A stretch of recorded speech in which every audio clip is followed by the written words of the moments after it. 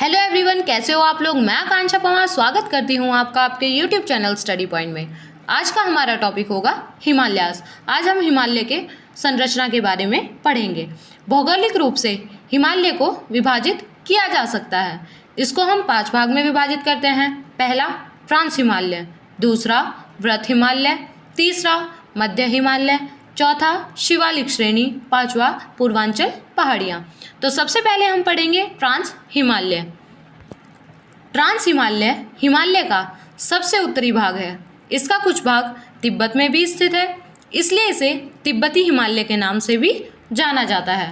काराकोरम, लद्दाख, जास्कर और कैलाश ट्रांस हिमालय की मुख्य श्रेणियां हैं। ट्रांस हिमालय यूरेशियन प्लेट का हिस्सा है।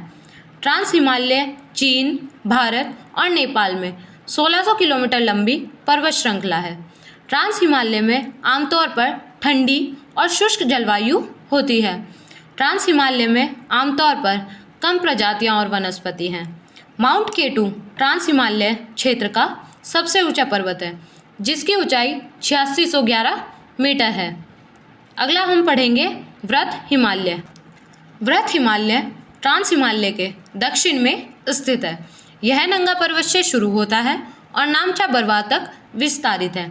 इसे हिमाद्री, महान हिमालय और आंतरिक हिमालय के रूप में भी जाना जाता है। इसकी औसत ऊंचाई 6100 मीटर, लंबाई 2500 किलोमीटर और औसत चौड़ाई 25 किलोमीटर है।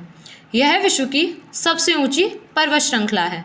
नंगा पर्वत बंदरपूंछ, बद्रीनाथ, कामेत, नंदा देवी, त्रिशूल, Dhaulagiri, Annapurna, Manaslu, Makalu, mount Everest, Kanchenjunga, Yamunotri, Gangotri glacier वृत हिमालय के भाग हैं। तीसरा हम पढ़ेंगे मध्य हिमालय।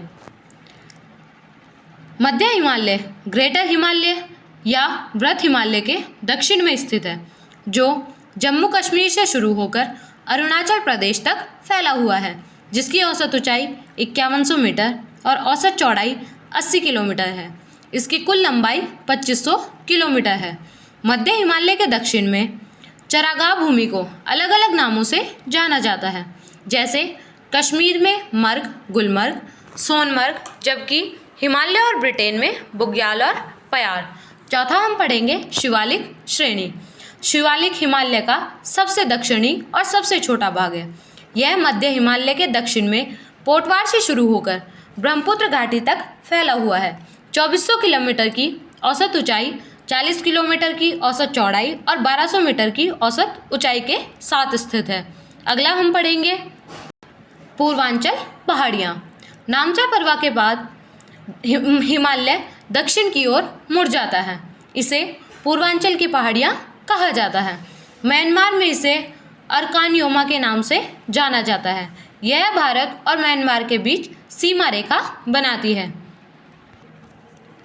अब हम पढ़ेंगे उत्तर भारतीय मैदान या उत्तरी भारतीय मैदान, जिसमें पहला होगा भाबर। भाबर शिवालिक की दक्षिणी ओर बसा एक क्षेत्र है। यह सिंधु नदी से तीस्ता नदी तक 8 से 16 किलोमीटर तक फैला हुआ है। इसका निर्माण चट्टानों, कंकड़, पत्थर, बजरी से हुआ है। यहाँ आकर नदियाँ विलुप्त हो जाती हैं। यह क्षेत्र कम उपजाऊ होता है। अगला है हमारा तराई क्षेत्र। भाबर के दक्षिण में नमीयुक्त दलदली क्षेत्र को तराई क्षेत्र कहा जाता है। यह क्षेत्र पश्चिम में यमुना नदी से लेकर पूर्व में ब्रह्मपुत्र नदी तक फैला हुआ है। यह भाबर के दक्षिण में लगभग 15 से 30 किलोमीटर फैला हुआ है।